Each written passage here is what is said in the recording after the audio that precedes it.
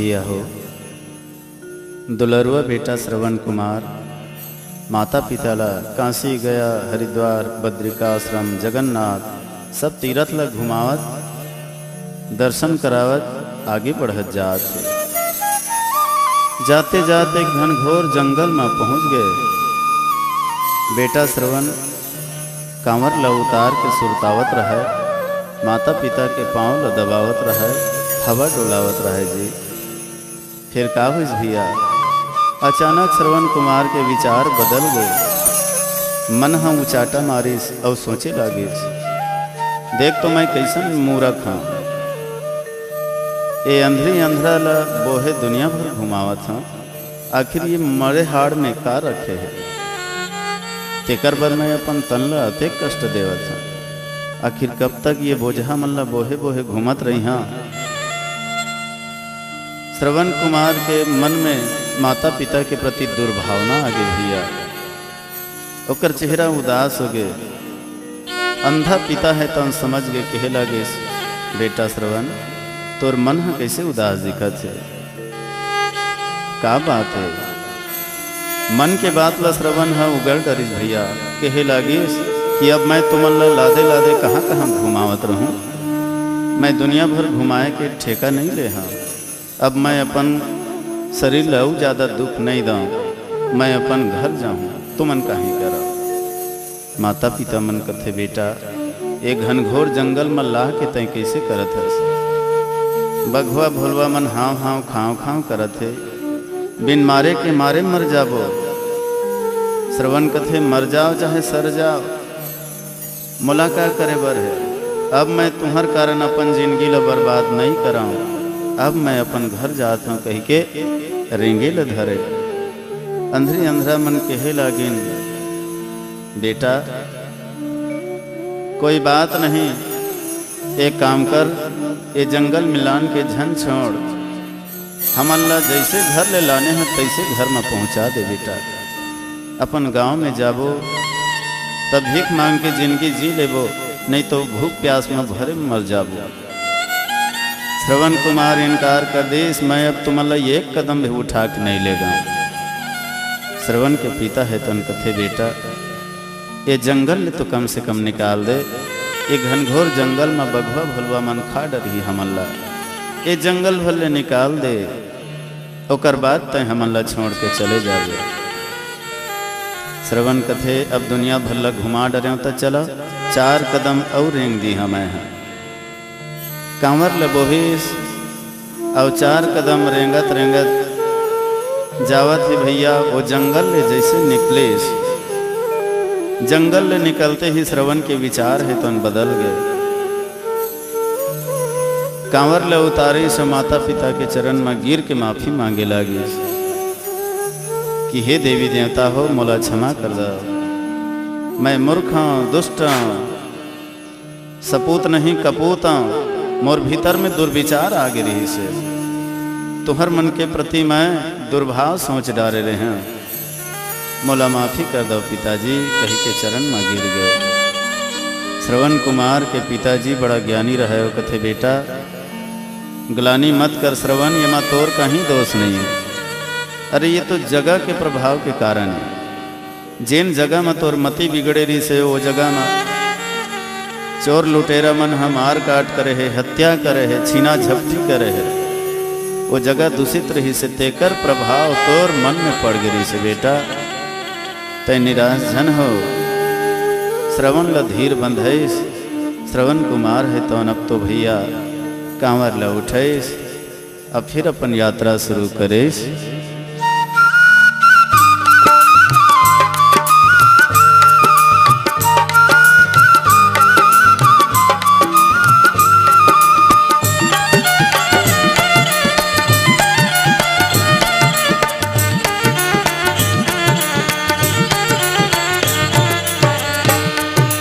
जैसे करनी करबे भैया तैसे तय फल पावे, जैसे करनी करबे भैया तैसे तय फल पावे। पेड़ लगावे लिमुआ के तब आम कहाँ ले पावे, पेड़ लगावे लिमुआ के तब आम कहाँ ले पावे। सीताराम राजा राम सिया राम राजा राम भजले राम राम राम भजले राम राम राम।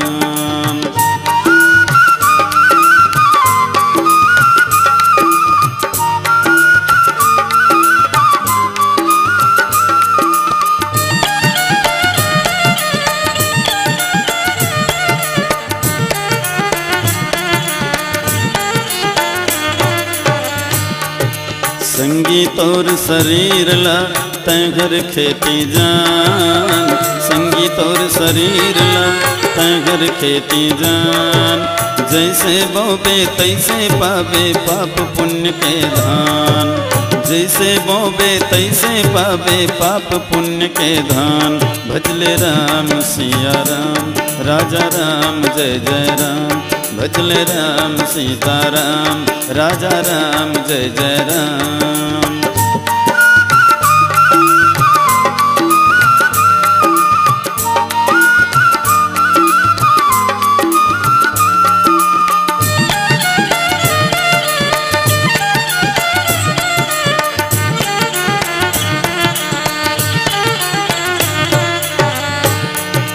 कर्म करे के दीन माते नींद भर हसोय। कर्म करे के दीन माते नींद भर हसोय। बेरा बुड़ गए मुरधर के पछता के तैरोय। बेरा बुड़ गए मुरधर के पछता के तैरोय। भजले राम राजा राम सिया राम राजा राम। जैसे करनी करवे भैया तैसन तय फल पावे। जैसन करनी करवे भैया तैसन तय फल पावे। पेड़ लगावे लिमुआ के तब आम कहाँ ले पावे। पेड़ लगावे लिमुआ के तब आम कहाँ ले पावे। सीताराम राजा राम भजले राम राम राम। सीताराम राजा राम भजले राम राम राम। सीताराम राजा राम भजले राम राम राम। सीताराम राजा राम भजले राम राम राम। अब तो भैया जम्मू तीर्थला घुमावत घुमावत श्रवण कुमार अयोध्या की तीर सरयू नदी के किनारे में आ गए। माता पिता मन कहे लगिन के बेटा श्रवण हमन दोनों पराने प्यासे हैं। तय पानी लान के पिया देते बेटा हमार मन के प्यास बुझा जाती। श्रवण कुमार माता पिता ला पेड़ के छाँव में बैठार के तुमड़ी लधर के पानी बरजावत है जी। सरजू के जल में जा कर के श्रवण कुमार सोचे लागे महूल तो कस के प्यास लागत है। पानी पहली मैं पीलाऊं तेकर बाद दाई ददल पानी पियाऊँ। फिर विचार करे लगिस नहीं माता पिता ला पानी पियाए बिना मैं पहली ले कैसे पियाऊँ, ये तो अनुचित है। ये सोच करके श्रवण कुमार तुमड़ी में पानी ला भरत रहे भैया। गुड़गुड़ गुड़गुड़ तुमड़ी बाजत रहेगा। महाराज दशरथ है तो सरयू नदी के किनारे शिकार खेले बर निकले रहा है। दिन भर शिकार के तलाश में भटकत रहा है।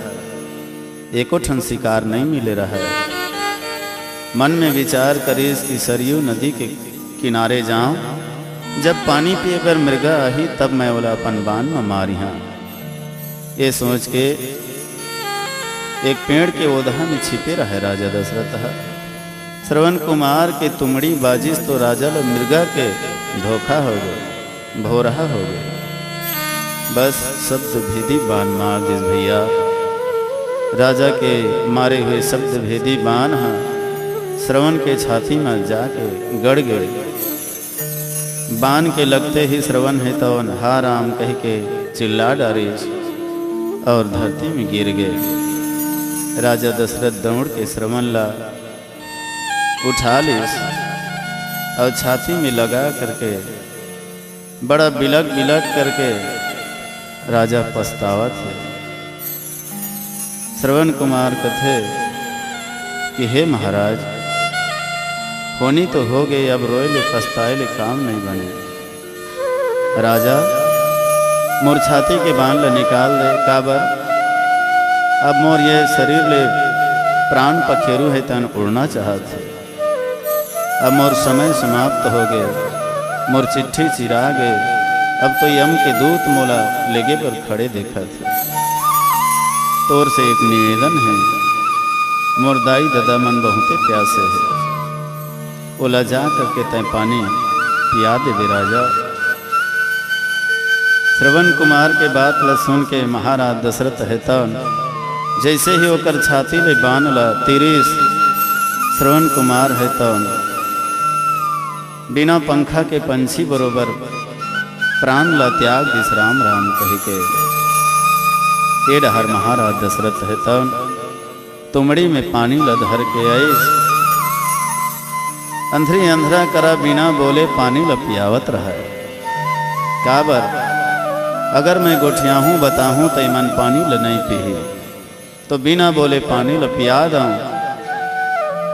ये सोच के पियावत रहा है। पर अंधी अंधा माता पिता मन कहे लागिन कि बेटा श्रवण दुनिया भर लग घुमावत घुमावत लाने, अब गांव के तीर में आके फिर तो लका हो गए, का हमार मन से अपराध हो गए, गलती हो गए, ते माताएं बिना बोले पानी पियावत हस। जब तक नहीं गोठिया बे बेटा, जब तक नहीं बोलबे तब तक मन पानी नहीं पियन, भले दोनों प्राणी प्राण ला त्याग देवो। बेटा श्रवण कुमार अब तो लाका हो गए रे, बेटा श्रवण कुमार अब तो लाका हो गए रे। तीरथ घुमा हूँ कह के घर ले निकाले, तीरथ घुमा हूँ कह के घर ले निकाले, कांवर माँ बोगो के रे। बेटा श्रवण कुमार अब तो लाका हो गए रे, बाबू श्रवण कुमार अब तो लाका हो गए रे।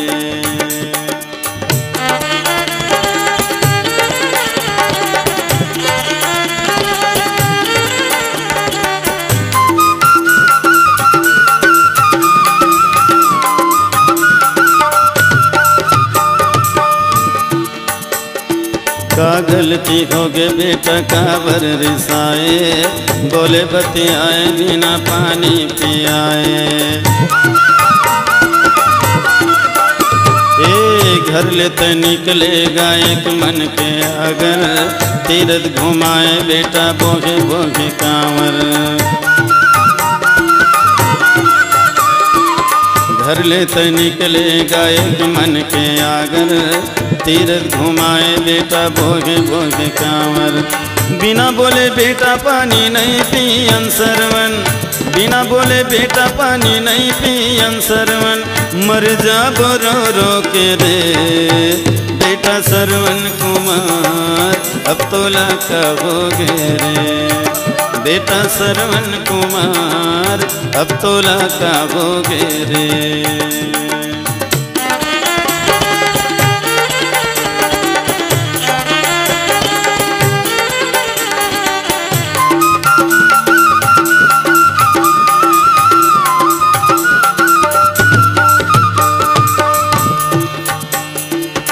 अंधरी अंधरा के कहावे तनमा, नहीं ठिकाना रे हमरो जीवन माँ।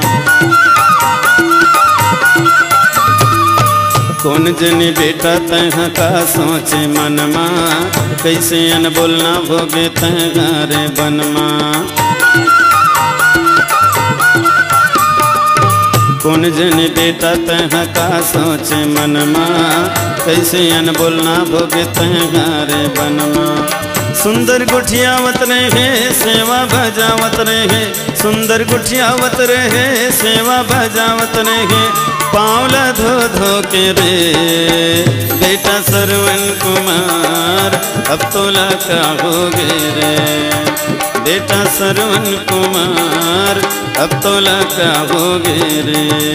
तीरथ घुमा हो कह के घर ले निकाले, तीरथ घुमा हो कह के घर ले निकाले कांवर में बोहो के रे बेटा श्रवण कुमार अब तो लका हो गे रे बेटा श्रवण कुमार दाई दादा के दुलार तय तो प्राण के आधार अब तो लका हो गे रे अब तो लका हो गे रे अब तो लका हो गे रे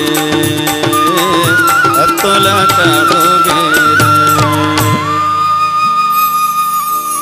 भैया हो अब तो महाराज दशरथ ला बोलना ही पड़ गए, मुंह खोलना ही पड़ गए।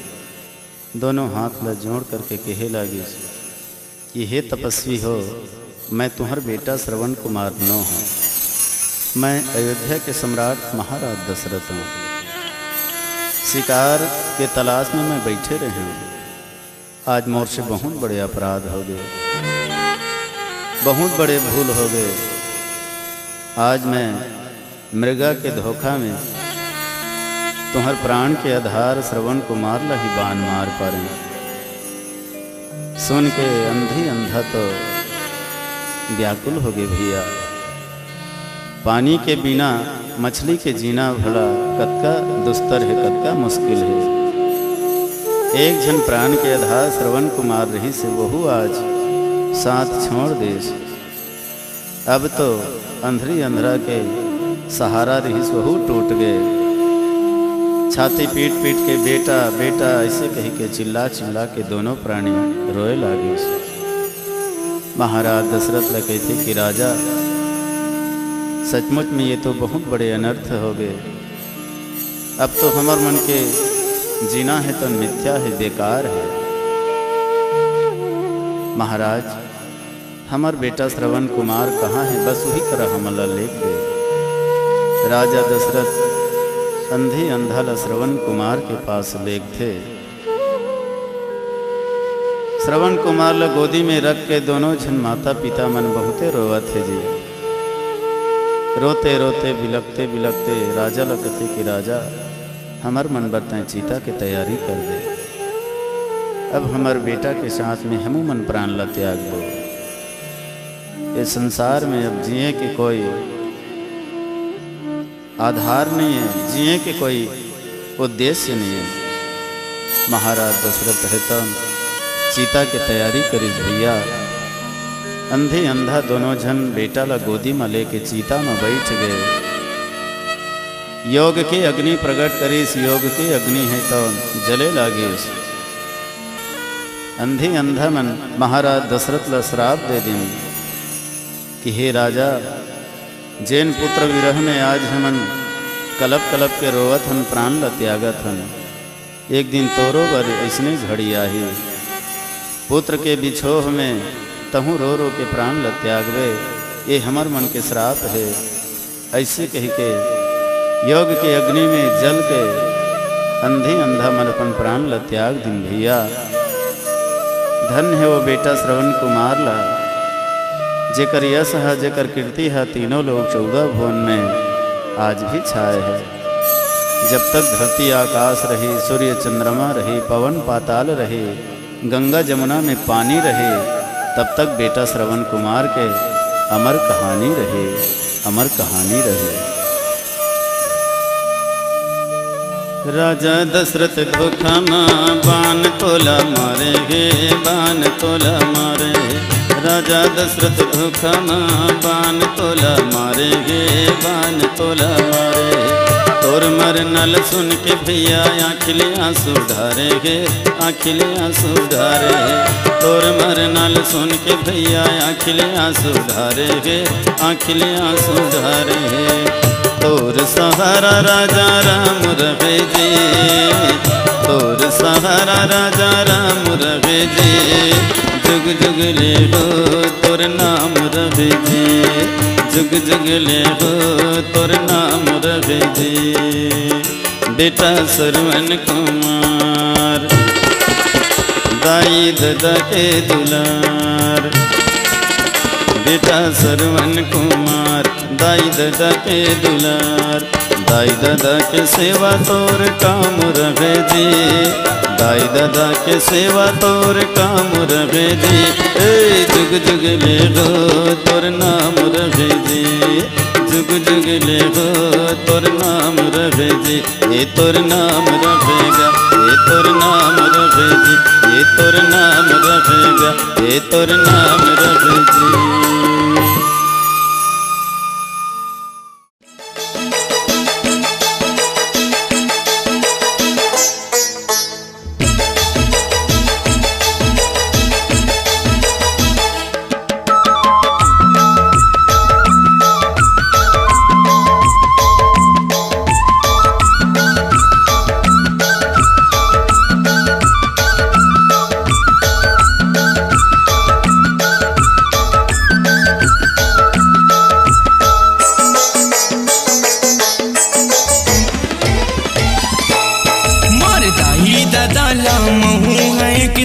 तीरथ कराऊं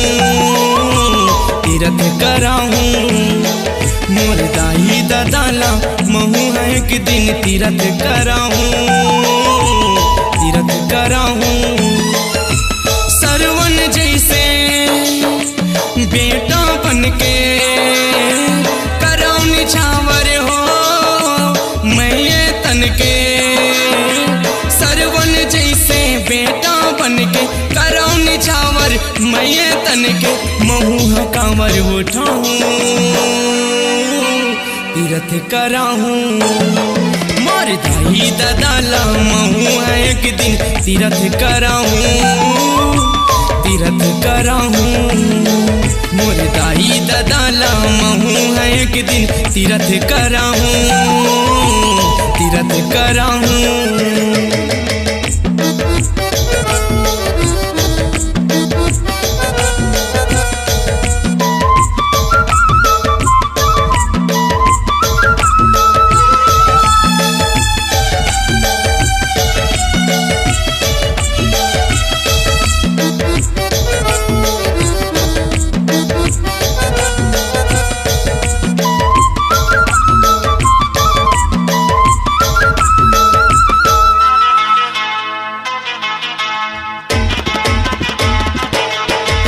दुनिया में जब मैं आँखी खोलूं दाई को राम खिलाए, मीठी मीठी बोली बोले ला मोला मोर दादा सिखाए, ननपन ले माँ दूध पियाइस दादा पिठाइया खिलाए, हाँ ननपन ले माँ दूध पियाइस दादा पिठाइया खिलाए, मीठी मीठी बोली बोले ला मोला मोर दादा सिखाए, हाँ ननपन ले माँ दूध पियाइस दादा पिठाइया खिलाए, हाँ ननपन ले माँ दूध पियाइस दादा पिठाइया खिलाए, धोके चरण मोर दाई दादा के चरण के धुर्रा हो माथ लगा के, धोके चरण मोर दाई दादा के चरण के धुर्रा माथ लगा के, महू माया लुटाऊं कांवर उठाऊं मोर दाई दादा महू है एक दिन तीरथ कराऊं मोर दाई दादा महू है एक दिन तीरथ कराऊं।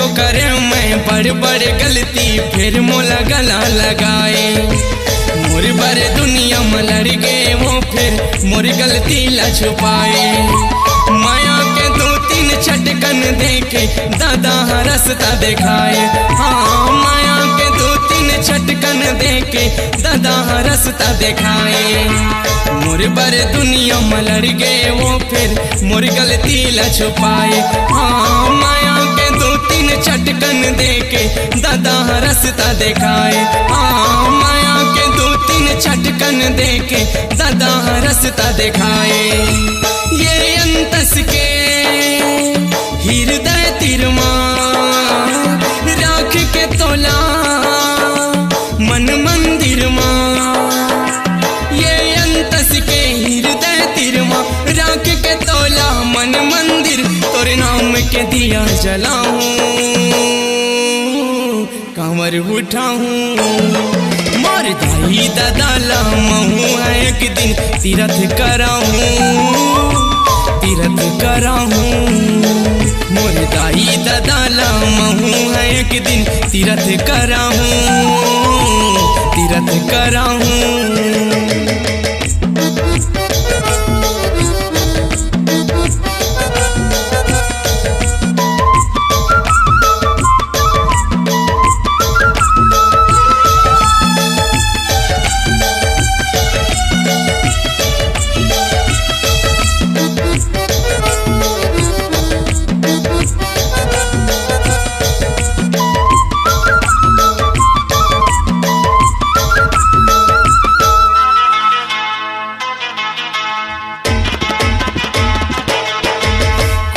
पसीनल मेहनत करके पेट के भूख मिटाए।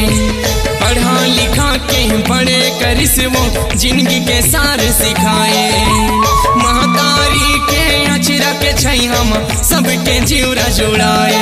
हाँ महतारी के अचरा के छै हम बैठ के जीवरा जुड़ाए।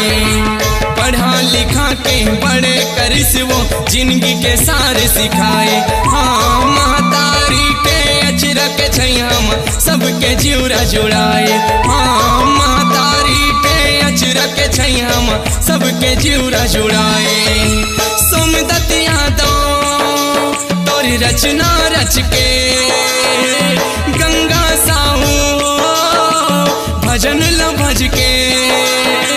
सोमदत्त यादव रचना रच के गंगा साहू भजन ल भज के। महिमा ला तोर गाऊं तीरथ कराऊं मोर दाई दादा ला महू। एक दिन तीरथ कराऊं तीरथ कराऊं मोर दाई दादा ला महू। एक दिन तीरथ कराऊं तीरथ कराऊं। सरवन जैसे बेटा बन के कराऊं निछावर हो मैं ये तन के। सरवन जैसे बेटा बन के कराऊं निछावर मैं ये तन के। महू कांवर उठाऊं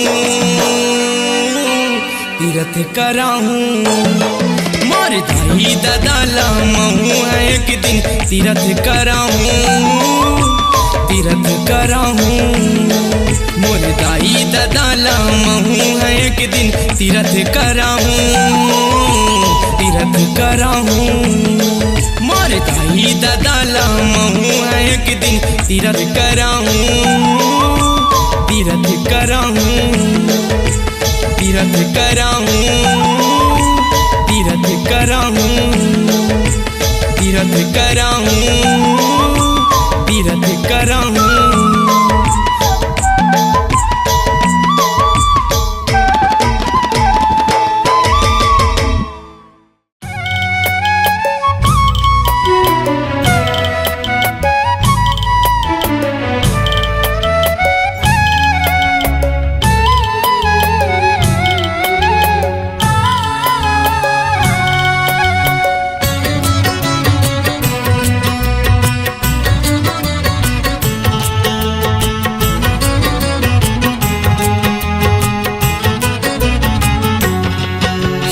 लो संगवारी हो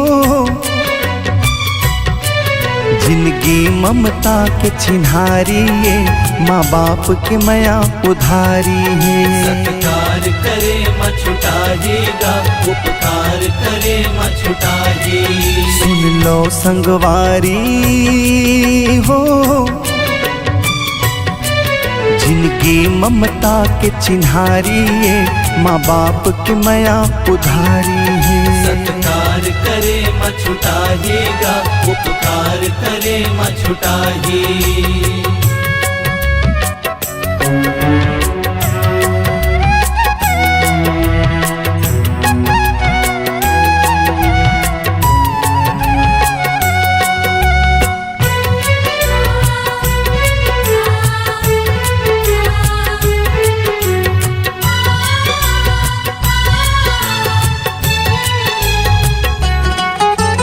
नौ महीना ले कोख मधर के धरती माँ अवतारे है, धरती माँ अवतारे है। अनगिनती दुख पीड़ा सह के जिंदगी नवा सवारे है, जिंदगी नवा सवारे है।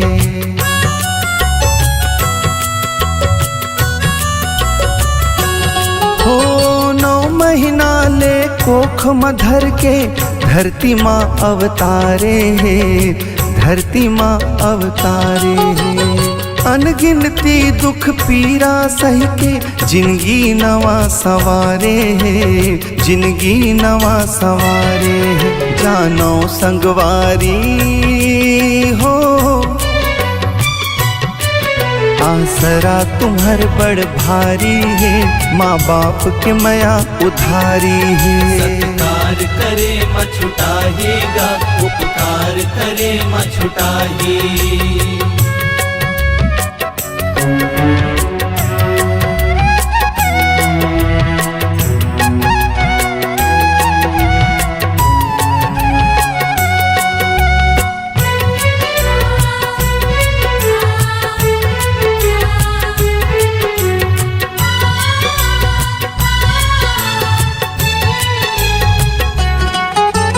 पीरित मया के बार के दिए ना रूप सुघर सिर जाए है, रूप सुघर सिर जाए है। देख जन्म संसार में देखो हर विपदा ले बचाए है, हर विपदा ले बचाए है।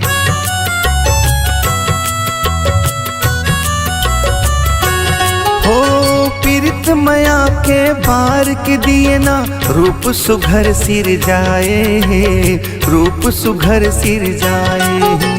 देख जन्म संसार में देखो हर विपदा ले बचाए है, हर विपदा ले बचाए है। समझो संगवारी हो गुरु ज्ञान मिले महतारी ले, माँ बाप के मया उधारी है। सत्कार करे मछुटाएगा, उपकार करे मछुटाए।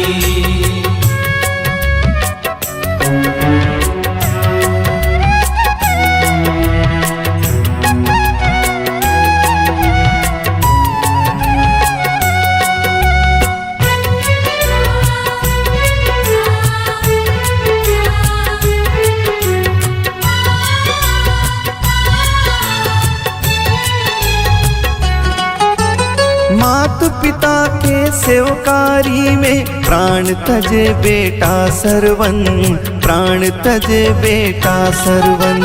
कौशल्या दशरथ बड़ भागी, राम लखन अनमोल रतन, राम लखन अनमोल रतन।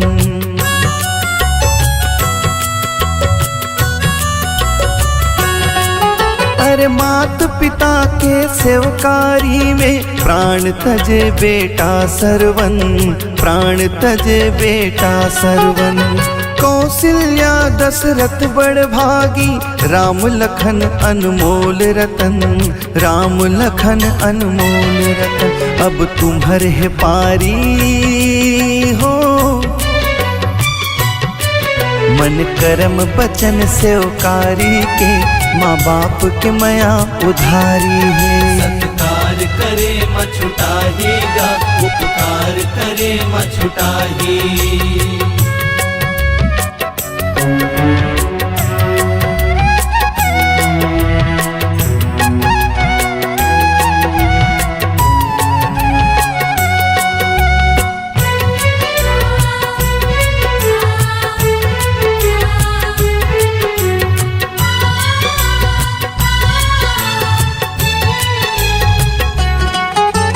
मार के मन औ पेट काट के करथे तुम्हारे शौक पूरा जी, करथे तुम्हारे शौक पूरा।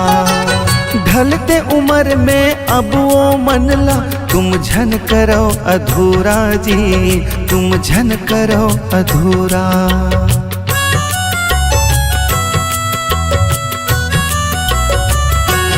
हो मार के मन औ पेट काट के करथे तुम्हारे शौक पूरा जी, करथे तुम्हारे शौक पूरा। ढलते उम्र में अब वो मनला तुम झन करो अधूरा जी, तुम झन करो अधूरा। घर अंगना दुआरी हो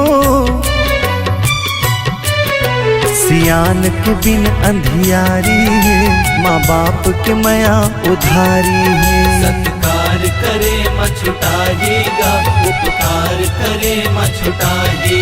सुन लो संगवारी हो